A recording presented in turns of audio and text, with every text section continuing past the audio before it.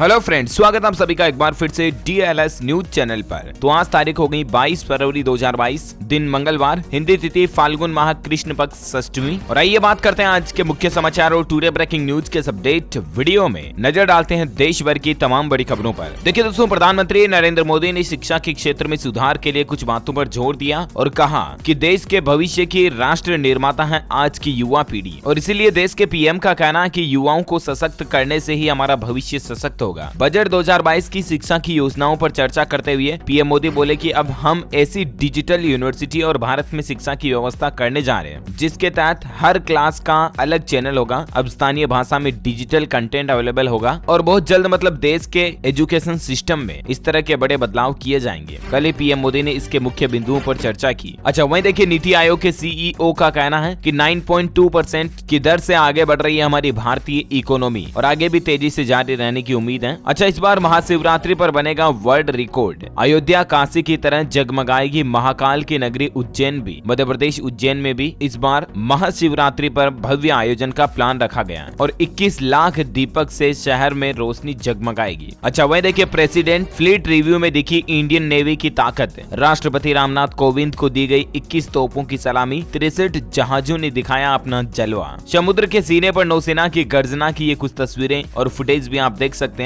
वाकई में Indian navy को सैल्यूट। इसे भारत की आजादी की 75वीं वर्षगांठ के अवसर पर आजादी के अमृत महोत्सव के रूप में मनाया गया और भारतीय नौसेना राष्ट्र की सेवा में 75 साल रखी गई। इसका थीम था ये। अच्छा, वहीं देखिए पेगासस जासूसी मामले पर कल 23 फरवरी को सुनवाई करेगा सुप्रीम कोर्ट। देखते हैं क्या फैसला आता है, मैं आपको बता दूंगा। वहीं देखिए डेंगू के खिलाफ एक बड़ा कदम। देश में अगले 5 साल में तैयार होगी डेंगू की दवा। सरकारी और गैर सरकारी संस्थान साथ में मिलकर काम करेंगे। यानी कि दोस्तों मच्छरों से होने वाली जो डेंगू बीमारी है ना, मादा एनाफिलीज मच्छर के काटने से डेंगू फैलता है, आपको भी पता होगा। तो इसको खत्म करने के लिए देश में अगले 5 साल में दवा तैयार करने की पूरी योजना बना ली गई है। सरकारी और प्राइवेट दोनों संस्थान एक साथ मिलकर काम करेंगे और डेंगू के खिलाफ ये गवर्नमेंट की तरफ से एक बड़ा कदम उठाया जा रहा है। हर साल लाखों लोग इससे बीमार होते हैं और सैकड़ों जाने भी जाती है। और ऐसे में हाल ही में बायोटेक्नोलॉजी विभाग के transitional health science and technology institute THSTI ने drugs for neglected disease initiative यानी कि DNDI और इंडिया फाउंडेशन से समझौता किया है और इसके तहत देश में अगले 5 साल में डेंगू का इलाज विकसित किया जाएगा। अच्छा, ऐसी बीमारियों पर लेकर एक और बड़ी खबर देखिए आपकी। डेंगू और चिकनगुनिया के बाद राजधानी दिल्ली में अब मलेरिया से दहशत फैल गई है। फरवरी के महीने में पहला मामला भी सामने आ गया, यानी कि राजधानी में मलेरिया ने दस्तक दे भी दी है। फरवरी के महीने में राजधानी दिल्ली में मलेरिया का एक और डेंगू के इस सप्ताह में भी 4 नए मामले सामने देखने को मिले हैं। अच्छा, वहीं कोरोना पर बड़ी खबर देखिए दोस्तों, नई लहर नहीं लाएगा ओमिक्रॉन का BA.2 सब वेरिएंट। विशेषज्ञों ने कहा कि चिंता होने की कोई जरूरत नहीं है। तो ये राहत की बात है कि कोरोना का जो नया सब वेरिएंट देखा गया ना, उसके कारण नई लहर आने की तो फिलहाल कोई संभावना नहीं है। हालांकि अभी भी कुछ साइंटिस्ट का ताजा रिपोर्ट में ये कहना है कि ओमिक्रॉन से फिर से संक्रमित होने का खतरा 5 गुना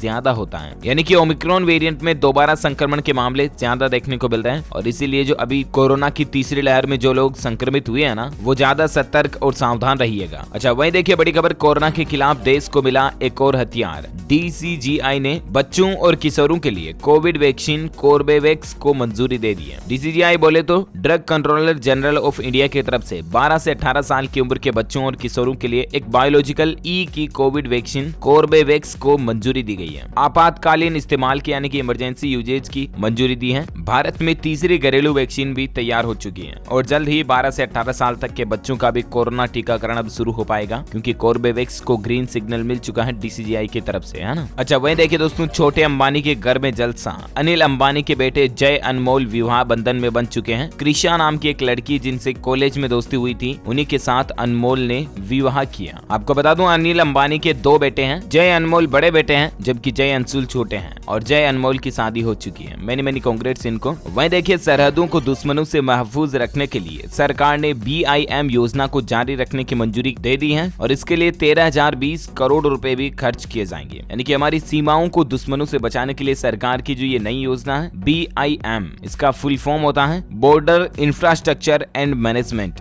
इस योजना को अब जारी रखा जाएगा और इसके लिए अलग से 13,020 करोड़ रुपए की लागत का बजट भी गृह मंत्रालय की ओर से जारी कर दिया गया। अच्छा, वहीं देखिए बड़ी खबर, हथियारों के साथ ही तकनीकी रूप से भी लेस होंगे पाकिस्तान चीन सीमा पर सेना के बेस कैंप, और अब जबरदस्त पहरा रहेगा। मतलब केंद्र सरकार की जो BIM योजना है, इसके जरिए भारत चीन, भारत नेपाल, भारत पाकिस्तान, इन बॉर्डर पर जो हमारी इंडियन आर्मी के जो बेस कैंप हैं, उनमें ज्यादा और एडवांस टेक्नोलॉजी वाले सिस्टम डेवलप किए जाएंगे, जिससे कि हथियारों के साथ साथ और तकनीकी से भी लेस होंगे हमारे सैनिक आर्मी के जवान, है ना। अच्छा, वही देखिए बड़ी अच्छी खबर, खुशखबरी है, पर्यटक 3 दिन फ्री में कर सकेंगे ताजमहल का दीदार। यानी कि ताजमहल विजिट करने के लिए अब आपको कोई भी टिकट नहीं लेना पड़ेगा 3 दिन तक। पता है क्यों? दरअसल ताजमहल में शाहजहां का 3 दिवसीय उर्स मनाया जाएगा, जो कि 27, 28 फरवरी और 1 मार्च को आयोजित होगा। 3 दिन लगातार रहेगा। आने वाले दिनों में अगर आप भी आगरा जाकर ताजमहल देखने का प्लान बना रहे तो आपके लिए बड़ी खुशखबरी है। ताज प्रेमी पर्यटकों के लिए ताजमहल में 3 दिन निःशुल्क प्रवेश मिलेगा। इसके लिए उन्हें कोई टिकट नहीं लेना पड़ेगा। इसके लिए भारतीय पुरातत्व सर्वेक्षण विभाग की ओर से आदेश भी जारी कर दिया गया, और वो इसलिए कि दरअसल मैंने आपको बताया ताजमहल में 3 दिन तक शाहजहां का उर्स मनाया जाएगा, है ना। 27 फरवरी, 28 फरवरी और 1 मार्च को, तब तक आपको ताजमहल में फ्री एंट्री मिलेगी। अच्छा, अगली बड़ी खबर देखिए दोस्तों, कर्नाटक हाईकोर्ट में सरकार ने फिर से दोहराया कि हिजाब आवश्यक धार्मिक प्रथा नहीं है। ऐसे मामलों को शैक्षणिक संस्थानों से बाहर ही रखना चाहिए। कर्नाटक हिजाब विवाद अभी भी खत्म नहीं हुआ है, और सरकार ने हाईकोर्ट से कहा कि हिजाब बैन नहीं किया, तय यूनिफॉर्म पहनने को कहा। और आज मंगलवार को इस मामले पर फिर से सुनवाई होगी कर्नाटक हाईकोर्ट की तरफ से। देखते हैं माननीय उच्च न्यायालय की ओर से आखिरकार फाइनल फैसला क्या आता है। जो भी अपडेट आएगा मैं आपको बता ही दूंगा। वह देखिए, कर्नाटक के बाद अब बिहार में भी हिजाब विवाद देखा गया। बेगूसराय में बैंक कर्मी पर हिजाब में पैसे नहीं देने का आरोप लगाया गया। इसका एक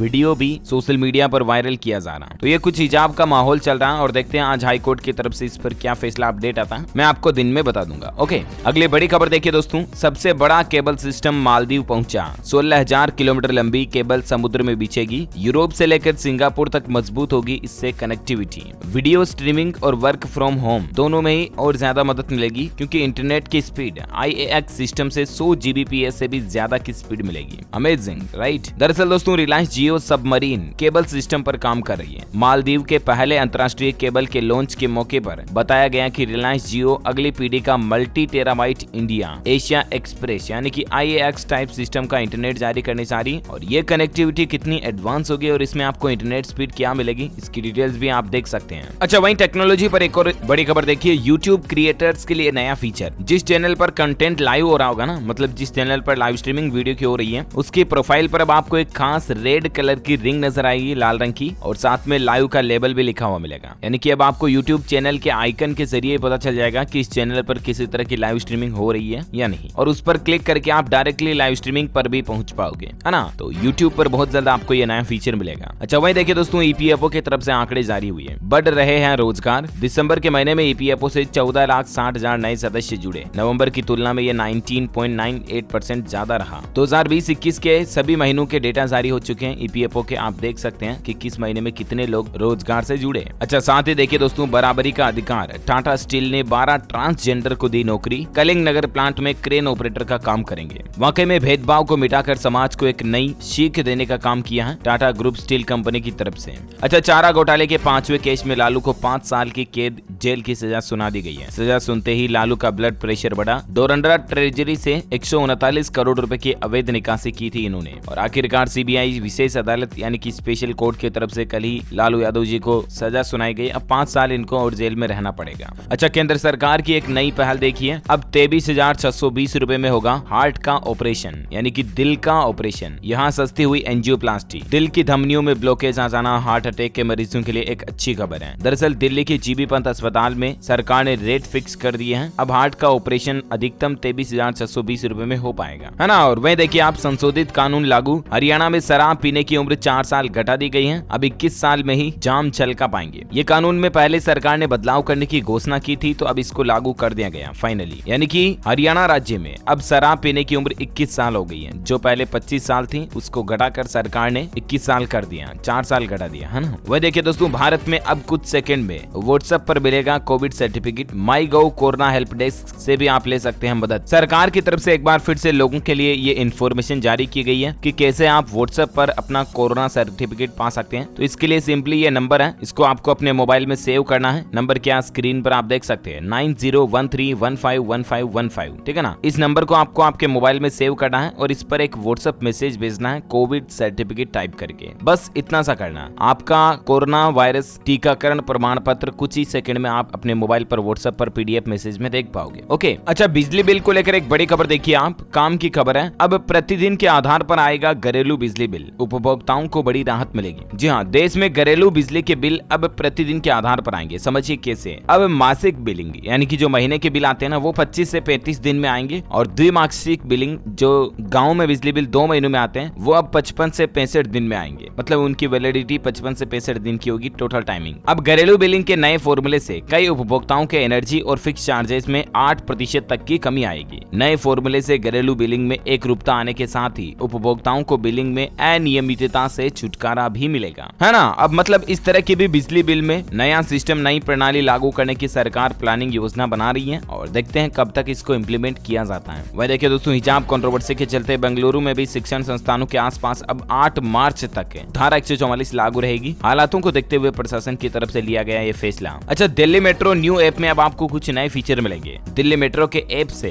अब आप कैब बुकिंग, खाना ऑर्डर और भी कई तरह की सुविधाओं का फायदा ले पाएंगे। मेट्रो स्मार्ट कार्ड रिचार्ज भी उसी ऐप से कर पाएंगे। डीएमआरसी के मेट्रो ऐप पर आपको ये नई फैसिलिटी मिलेगी। अच्छा, वह देखिए, किसान भाई लोगों के लिए राहत की खबर है। फसल रजिस्ट्रेशन के लिए अंतिम तारीख को सरकार ने बढ़ा दिया है। 25 फरवरी तक अब किसान भाई लोग इसके लिए आवेदन कर पाएंगे। मेरी फसल मेरा ब्यौरा पोर्टल पर अगर फसल रजिस्ट्रेशन अभी तक भी नहीं करवा पाए तो आपके लिए अच्छी खबर है। इसकी अंतिम तारीख अभी सरकार ने 25 फरवरी तक बढ़ा दी है। ओके, अच्छा, वह देखिए, मोदी सरकार का नया प्लान, एक्सप्रेस वे और हाईवे पर हर 25 किलोमीटर के दायरे में इलेक्ट्रिक व्हीकल के चार्जिंग स्टेशन इंस्टॉल किए जाएंगे, ताकि देश में इलेक्ट्रिक गाड़ियों को बढ़ावा मिल सके। वह देखिए, 1 लाख करोड़ रुपए से देश के 117 जिलों में बनेंगे हाईवे। सबसे ज्यादा किन किन राज्यों को इससे बेनिफिट होगा, इनकी डिटेल्स भी आप देख सकते हैं। National highway authority of India यानी कि NHAI की तरफ से देश में 117 जिलों में बेहतर कनेक्टिविटी के लिए यह हाईवे बनाने का प्लान है। और किन किन राज्यों में स्पेशली इसका बेनिफिट होगा, उत्तर प्रदेश, झारखंड, मध्य प्रदेश, छत्तीसगढ़, महाराष्ट्र, उड़ीसा, इनमें सबसे ज्यादा हाईवे देखने को मिलेंगे। इसके अलावा कुछ एक्सप्रेस वेज गुजरात, तेलंगाना, राजस्थान और कुछ अन्य भारतीय राज्यों के हिस्सों में भी आएंगे, है ना। और वही अगला अपडेट देखिए, सोमनाथ रेलवे स्टेशन का बदलेगा स्वरूप। हरिद्वार, पटना, रामेश्वरम, हावड़ा और भावनगर से चलेंगी सीधी ट्रेनें। देश के 123 रेलवे स्टेशनों को PPP मॉडल के तहत रीडेवलप किया जा रहा है, और इसी के तहत गुजरात के सोमनाथ रेलवे स्टेशन का स्वरूप भी बदला जाएगा, और यहाँ पर भी आपको एयरपोर्ट जैसी लग्जरी फैसिलिटी और सुविधाएं देखने को मिलेगी। अच्छा दोस्तों, खबरों का सिलसिला जारी रहेगा। अभी तो कुछ और महत्वपूर्ण और काम की खबरों पर बातचीत करेंगे, लेकिन फिलहाल वक्त हो चुका है आज के ताजा मौसम समाचार जानने का। देखिए, इस साल सामान्य मानसून रहने का अनुमान है। मौसम एजेंसी स्काईमेट का पूर्वानुमान आ रहा है कि पिछले साल जैसी बारिश इस साल नहीं होगी। पिछले 2 सालों में जमकर बरसे थे बादल 2021 और 2020 में, लेकिन 2022 में बारिश नॉर्मल ही रहेगी। और किसान भाई लोगों के लिए भी एक अच्छी खबर है कि भारत में इस साल सामान्य मानसून रहेगा। ला नीना और अल नीनो से प्रभावित होता है मानसून, और इसके कारण किसानों की फसलें गल जाती हैं ज्यादा बारिश की वजह से। लेकिन इस बार क्योंकि मानसून सामान्य रहेगा तो किसान भाई लोगों की फसलों को ज्यादा बारिश से नुकसान नहीं होगा। आपको बता दूं, देश की GDP 20% से भी ज्यादा कृषि पर निर्भर करती है। और वहीं अभी आजकल के मौसम अपडेट की बात करें तो देखिए आप, IMD ने अलर्ट जारी करते हुए कहा कि 25 फरवरी तक कुछ राज्यों में मूसलाधार बारिश और बर्फबारी की संभावना है। 24 और 25 फरवरी को बिहार, झारखंड, उड़ीसा और पश्चिम बंगाल और सिक्किम में हल्की मध्यम बारिश की संभावना है। तो वहीं देखिए आप, राजस्थान में बारिश और धूल भरी आंधी का अलर्ट भी जारी किया गया। गंगानगर, हनुमानगढ़, चूरू क्षेत्र में आज से और कल से बारिश होने की उम्मीद है। बीकानेर, जैसलमेर, जोधपुर क्षेत्र के आसपास के इलाकों में आंधी के आसार है। राजस्थान के अलावा हिमाचल में भी येलो अलर्ट जारी किया है। 22-23 फरवरी को बारिश की चेतावनी है। और इन सब के बीच संपूर्ण भारत का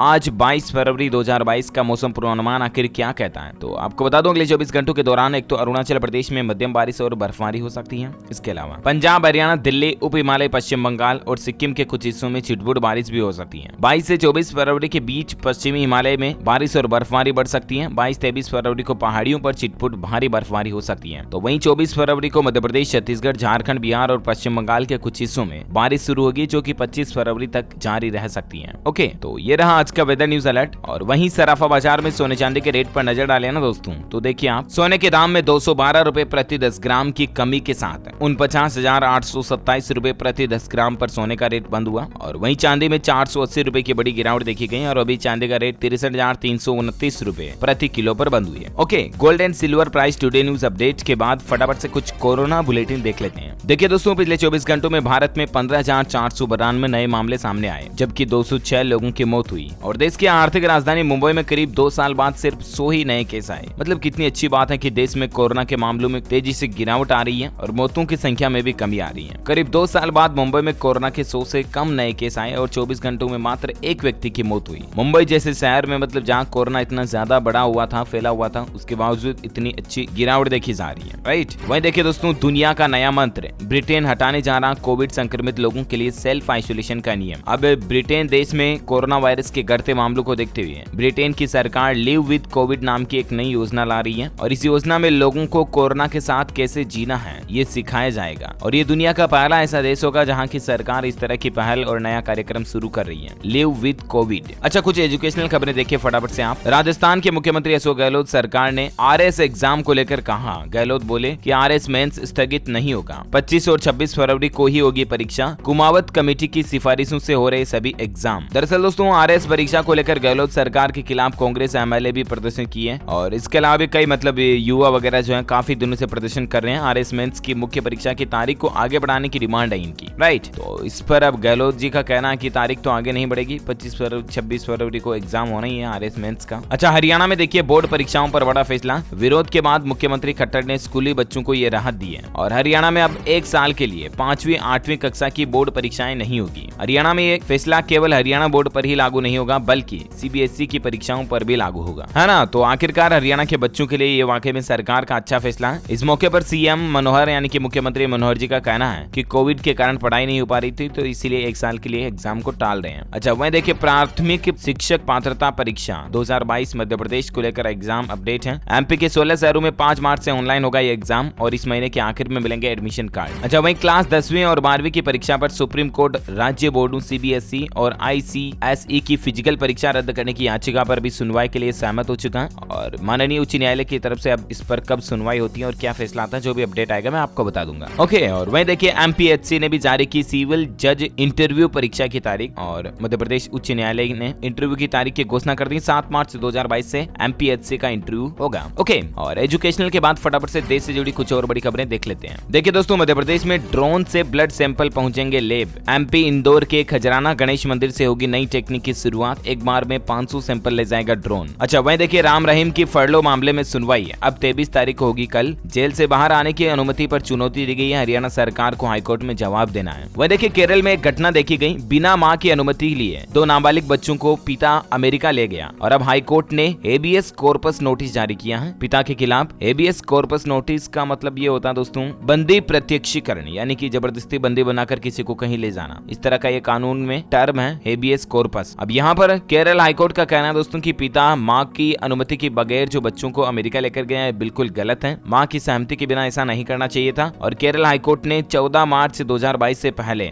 उनको हाईकोर्ट में पेश होने की नोटिस जारी किया और अगर फिर भी नहीं होते हैं वो तो उन पर कार्यवाही भी की जाएगी। अच्छा, बिहार कैबिनेट में कल ही मुख्यमंत्री नीतीश कुमार की अध्यक्षता में कैबिनेट की बैठक हुई और कुछ बड़े फैसले लिए गए। देखिए आप 3530 10+2 स्कूल के बनेंगे नए भवन, यानी कि तकरीबन 3500 से भी ज्यादा 12वीं तक के स्कूल के नए भवन बनाए जाएंगे। समग्र शिक्षा अभियान से जुड़े शिक्षकों के वेतन के लिए राशि भी विमुक्त की गई है। तो ये देश में बिहार राज्य में एजुकेशन को बढ़ावा देने के लिए सरकार की अच्छी पहल है। वहीं देखिए कुछ फोटोज में रूसी हमले की तैयारी हो रही है। नई सैटेलाइट इमेज में मिले संकेत, यूक्रेन के पास लॉन्च पैड पर रूस ने तैनात की सेना और अब रूस हवाई हमला करने के लिए तैयार भी है। अच्छा, इंडियन रेलवे को लेकर अपडेट है कि अब रेल यात्रा होगी और भी ज्यादा सुरक्षित। ये सिस्टम नहीं होने देगा ट्रेन एक्सीडेंट। दरअसल देश में रेल दुर्घटनाओं को यानी कि ट्रेन एक्सीडेंट की घटनाओं को रोकने और रेल यात्रियों के लिए यात्रा को ज्यादा सुरक्षित बनाने के लिए अब हमारी रेलवे जो है वो स्वदेशी तकनीक कवच का सहारा लेने जा रही है। सबसे पहले इस आधुनिक तकनीक को गया धनबाद रूट पर लगाया जाएगा और कवच तकनीक में इस तरह का टेक्नोलॉजी सिस्टम डेवलप किया जाएगा दोस्तों जिसमें एक ही ट्रैक पर ट्रेनों की आपस में टक्कर वगैरह भी नहीं होगी। As a advance signalling system है ये रेलवे का। एडवांस सिग्नल सिस्टम मतलब पहले से ही कई तरह के पता चल जाएंगे कि किस रूट पर रेलगाड़ी आने वाली है, क्या टाइमिंग रहेगी वगैरह वगैरह, ताकि रेल एक्सीडेंट की घटनाओं को ज्यादा से ज्यादा टाला जा सके, है ना। अच्छा, वहीं खेल समाचार पर खबर देखिए आप, श्रीलंका का भारत दौरा रहेगा और इस दरमियान आप स्टेडियम में देख पाएंगे भारत श्रीलंका सीरीज। लखनऊ में पहले T20 में नहीं दिखेंगे दर्शक। धर्मशाला में दोनों मैच के दौरान 50% फैंस को मिलेगी एंट्री। कोरोना की वजह से ये गाइडलाइंस जारी हुई है। वहीं सरकार विमान ईंधन को जीएसटी के दायरे में लाने की तैयारी भी कर रही है और इससे उम्मीद है कि आपका हवाई सफर थोड़ा सस्ता होगा अगर ये जीएसटी में आ जाता है तो। अच्छा, किसान भाई लोगों के लिए एक जरूरी खबर है। सरकार ने पीएम किसान योजना में 2 बड़े बदलाव किए हैं और अब 2000 रुपए की जो किसान सम्मान निधि की